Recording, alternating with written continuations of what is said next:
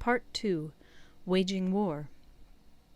Sun Tzu said, "In the operations of war, where there are in the field 1,000 swift chariots, as many heavy chariots, and 100,000 mail-clad soldiers, with provisions enough to carry them 1,000 li, the expenditure at home and at the front, including entertainment of guests, small items such as glue and paint, and sums spent on chariots and armour, will reach the total of 1,000 ounces of silver per day.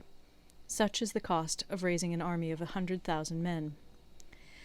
When you engage in actual fighting, if victory is long in coming, then men's weapons will grow dull and their ardour will be damped. If you lay siege to a town, you will exhaust your strength. Again, if the campaign is protracted, the resources of the state will not be equal to the strain.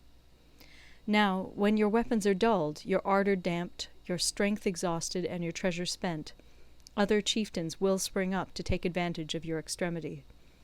Then no man, however wise, will be able to avert the consequences that must ensue.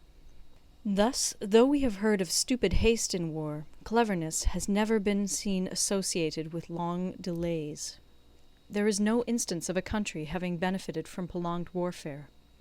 It is only one who is thoroughly acquainted with the evils of war that can thoroughly understand the profitable way of carrying it on.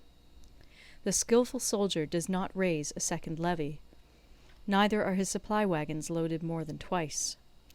Bring war material with you from home, but forage on the enemy. Thus the army will have food enough for its needs.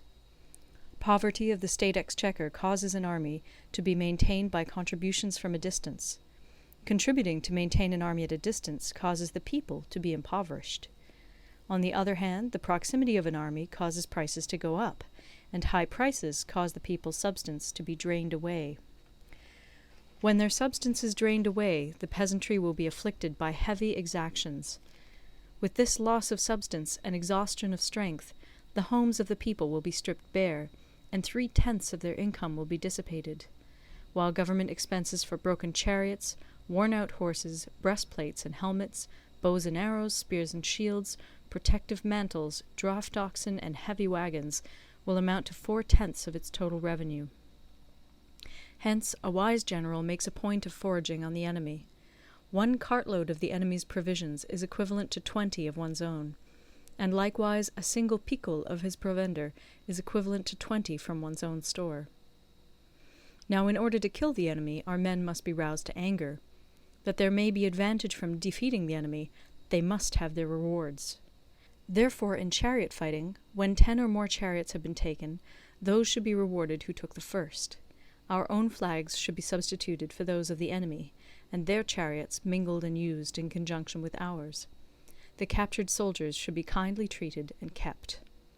This is called using the conquered foe to augment one's own strength.